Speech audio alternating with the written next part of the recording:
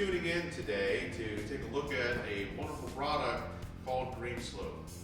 GreenSlope has been introduced as a great alternative for post-application of ponding water concerns. This environmentally friendly, lightweight material can be shaped into a variety of formations to be able to help push, eliminate, and get rid of water that has been standing on a wide variety of roofing systems.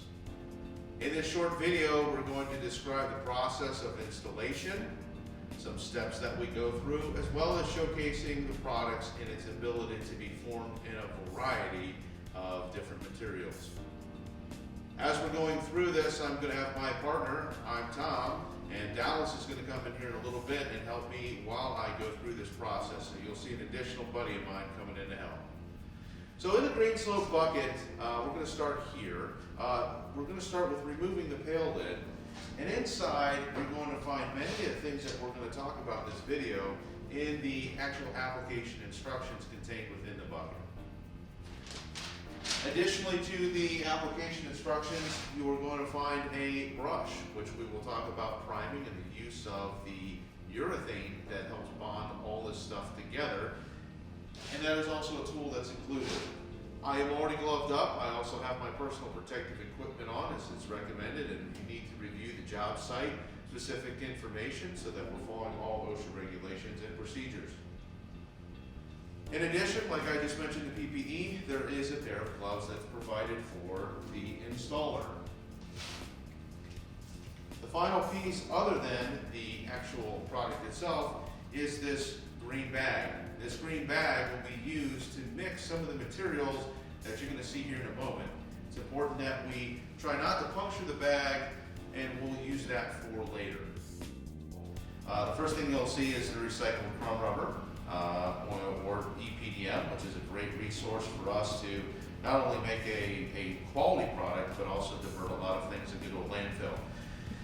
You'll see next the polystyrene, which is another component of the material to help make it a lightweight and formable in the matrix that we're going to do. So let's take this material, because there's one other thing in there that I want to talk about and discuss, but we've got to get this into the bag to start. So as I'm getting ready to get this into the bag, I'm going to introduce Dallas, who's going to help me out here.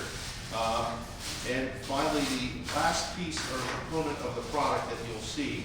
And also, while mixing, which is a key part of the application, Dallas is going to tell you about some of the resources that are available to you on our website and through our distribution partners. See it? We just pulled off the second half, which is that EPS, which is this white styrofoam. When you empty this into the bag itself, you will also find a third component, which is a urethane product that's going to bind all this together. It's already pre-proportioned out, as you can see, and we're going to start opening this. Once I get this open, we have a process where we're going to take a look at the roofing surface, and depending on how dirty or what the roofing system's condition is, we may use a primer. The primer is also the adhesive that binds all this stuff together. So really simple, three parts: the rubber, the styrene, and then finally the urethane. So as I'm getting this can open and beginning to prepare, Dallas is going to talk to you about some of the resources that is available online. As my partner was saying, all the resources I'm about to show you right now are available on our website, greenslope.com, as well as a lot of other videos, and anything that you can think of is going to be available for you there. One of the things that is going to be available for you is the water ponding repair kit information sheet. It's just a simple little one-pager that kind of gives you the do's and don'ts and the benefits of GreenSlope.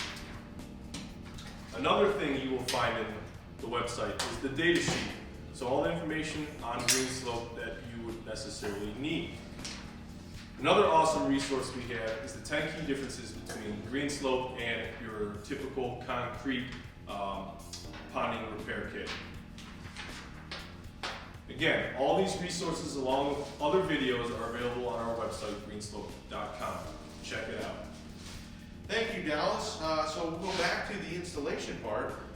We're going to go ahead and use a slight bit of material, less than 10% of what's provided in here, to prime the roofing surface. So this is a Denstech board, which we're using for our demonstration purposes.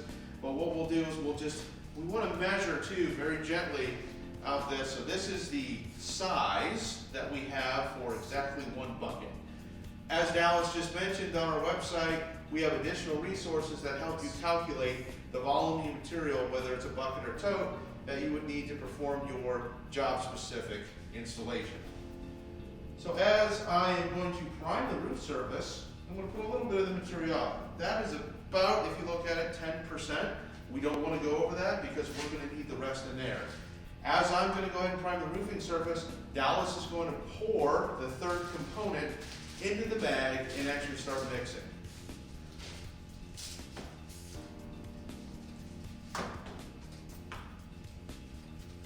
So the importance of the mixing is that we want the matrix to have very monolithic ability to disperse all of the material.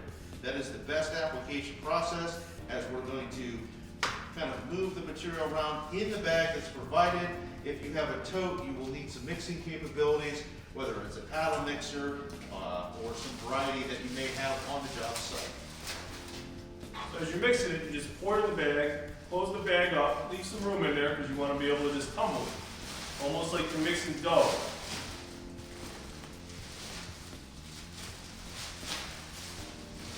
You just knead it around.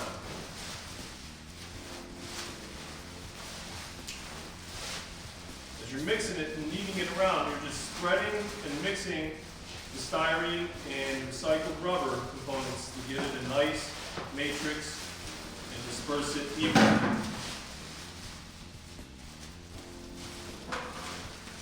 So the components that we just used as Dallas is mixing this is we've used the urethane that is in the can, less than 10% to prime the roofing surface.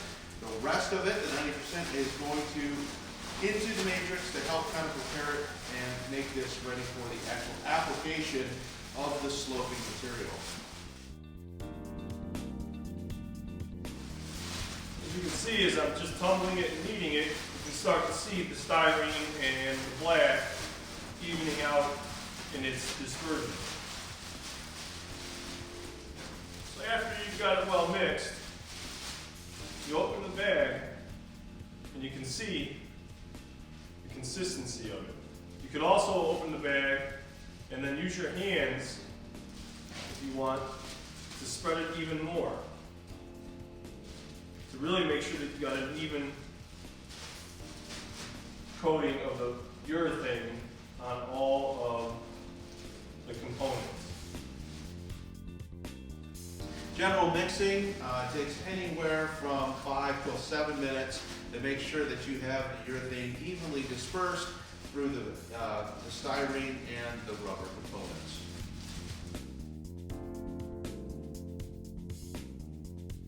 As you can see, once you're done mixing, it's got that nice kind of shine to it. You can see how it sticks together. All right, Dallas, let's do a little bit of the application. Yes. All right, so Dallas is going to use a trowel, the multitude of materials that you can use out on the job site based on availability. But the idea is that I'm going to apply the material on the primed surface, and Dallas is going to help me distribute evenly the material to create whatever slope or movement or dispersion of the water. This happens to be an exact kind of size of a 5-gallon pail. To give you a representation, it goes from 2 inches down to a minimal taper on the end of the roofing surface, in this case our demo board. So I'm going to pour this out, and you can see how the moldability, and Dallas is going to go ahead and work and try to reproduce kind of a consistent wedge as the material. So as you're pouring out the material, don't get ahead of yourself, because you can add more material. The workability of the product is anywhere between 10 to 20 minutes based on the temperature. As Dallas is using a trowel, I recommend a gloved hand, but you can also disperse the material via a glove and work in the material, and additionally mixing it to make sure that you don't have any dry components within your sloping material. And as you get it in position, you want to start compacting it down, pressing it down, so that you can push the molecules and the particles together. to give it that compressed, tight look. The bag is great also. It is a moisture-cure urethane that bonds the system together, and if you seal it and allow it to not be exposed to air, your workability of the material will be longer. So if you have small ponding areas that you want to complete, walk to the other side of the roof within the next hour or so, you seal the bag up and you can reuse the material at other locations. So the bag is very useful.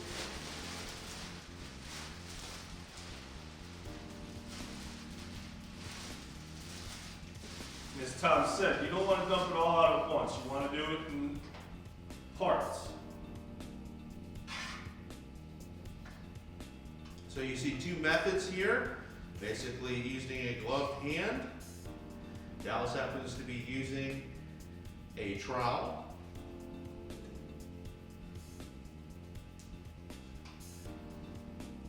And if you decide to go the trowel route, a nice little trick to keep the poly from really sticking to the trowel is just to spray a little WD-40 or other lubricant on the trowel that allows it to glide and smooth over without having the poly and the product stick to it in clumps. Now, as you can see, it is actually the ability to scrape it, to move it, while it still has not cured out. It can be moved and reshaped relatively easy.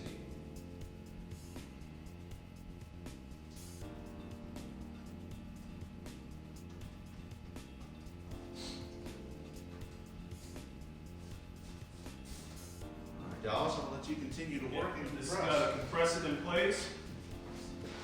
Like I said, once you get it there, you want to start packing it down. So make sure that you get it nice and tight, that everything is pushed together. You just kind of work it in place. As you're pressing it down, it flattens it out.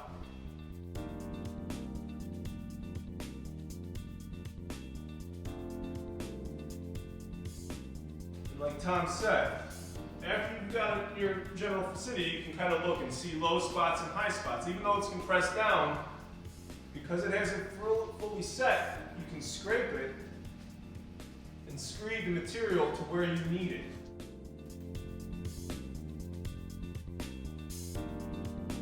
So yes, I'm using a trowel in my hands here, but if you wanted to, and say you had to build this on a roof, and you had a big designated area, you could take a 2x4 or something and screed it like you would concrete to get it to where you need it. But as you can see, we're 2 inches thick here, all the way down to nothing.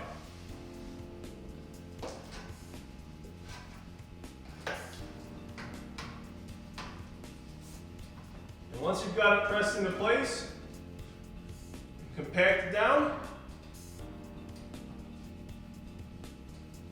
you are done until it cures. Thank you, Dallas. So this curing process of the material, like I said, depending on the weather conditions, it can be workable from anywhere from 10 to 20 minutes.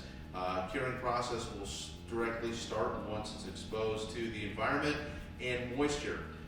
So what we would recommend is, once this has had a chance, you want to come back and apply either additional coatings and or membranes to this. And once that surface has had enough time to congeal and cure, that's when those applications of the material may happen.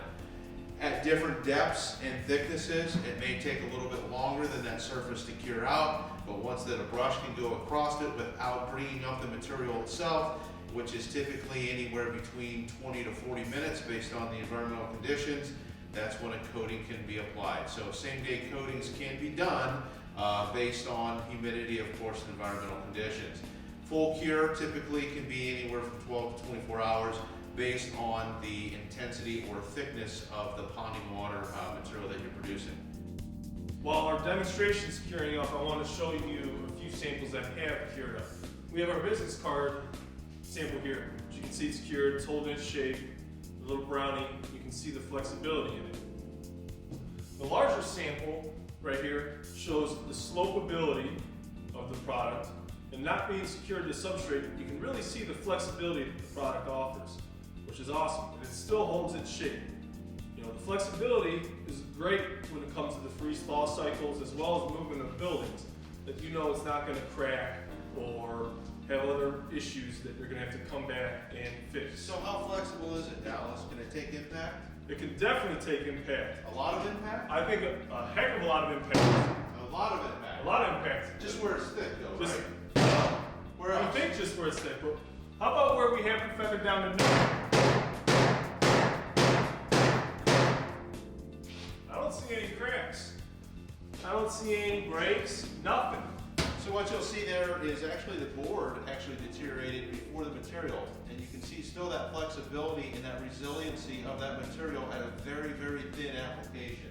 Yes. So as you can see, the flexibility is important, but also the impact resistance on our roofing systems. In addition to this cured sample, we have a coating here. We do.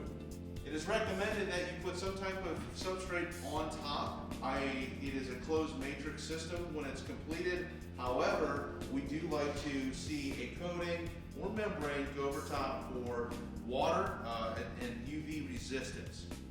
This can be either the membrane that is on the roofing system or typically a traditional coating that you can use either to match the material. This happens to be a white acrylic to give you an example of coverage. So please work with your technical team and your sales folks to make sure that the coating is compatible, as we have a wide variety of manufacturers that are compatible with the GreenSlope material.